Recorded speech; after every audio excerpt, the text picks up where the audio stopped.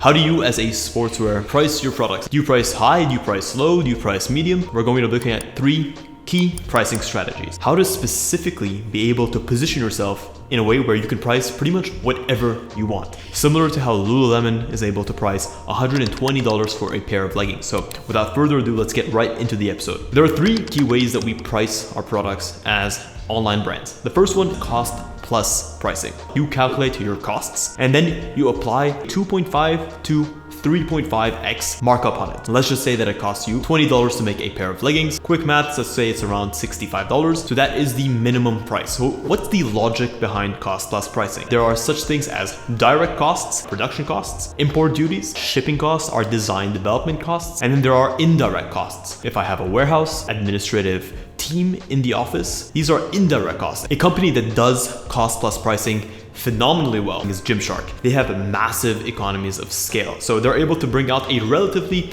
decent quality product at a very, very accessible price point. Number 2 is going to be your competitive pricing.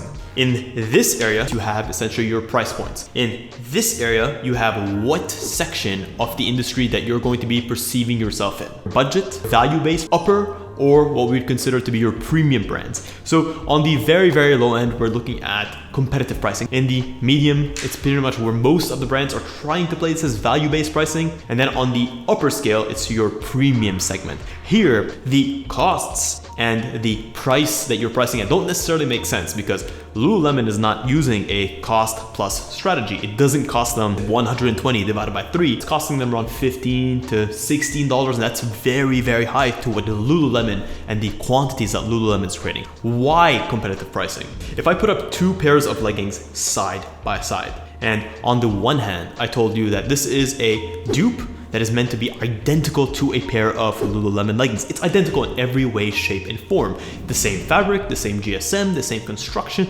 but this one costs $30 and Lulu's costs $110 on a blind test. And if you don't have the opportunity to actually experience the products, what are you going to imagine is going to be a better quality? Your mind is going to go to Lululemon because they preconditioned you through their price points where more is essentially better, that their product is going to be more premium. So if you're trying to position yourself as a premium brand, you cannot have sub-premium pricing.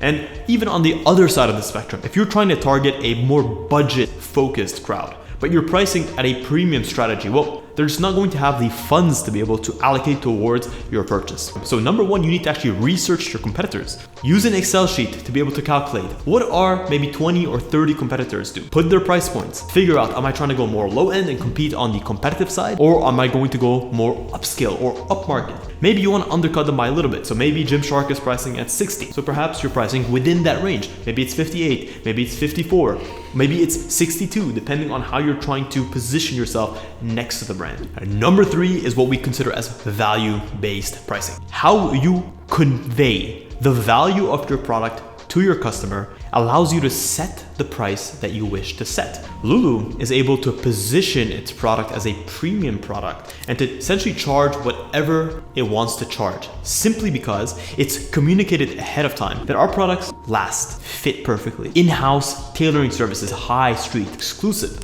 So they're able to set themselves apart from the competition to be able to charge what they want to charge. They're not charging you based on what the competition is charging you. They're charging you based on what value they're delivering to you. They're focusing on something much more intangible. So you cannot chase them based on, oh, but it costs you this much to make the product, because that's not even part of the equation. This is very difficult. But if you're able to achieve that level of trust and that bond with your customers, you're really able to create high and very large margins with your companies. A couple things to note when it comes to value-based pricing is look at your customer first and foremost. What do they value in terms of the products? So if I'm creating a running brand, I'm going to look at what runners want. I'm going to look at lightweight, breathable fabrics. Bandit Running does this phenomenally well. They've created a brand that is solely focused on runners at a time where running is exploding in popularity. Well guys, that is it. That is a wrap on this episode. If you're still confused about how to price your products, and maybe you want to speak with me one-on-one, you can check the link in the description. I offer one-on-one consultation calls. Slots are limited. I don't take that many clients every single week.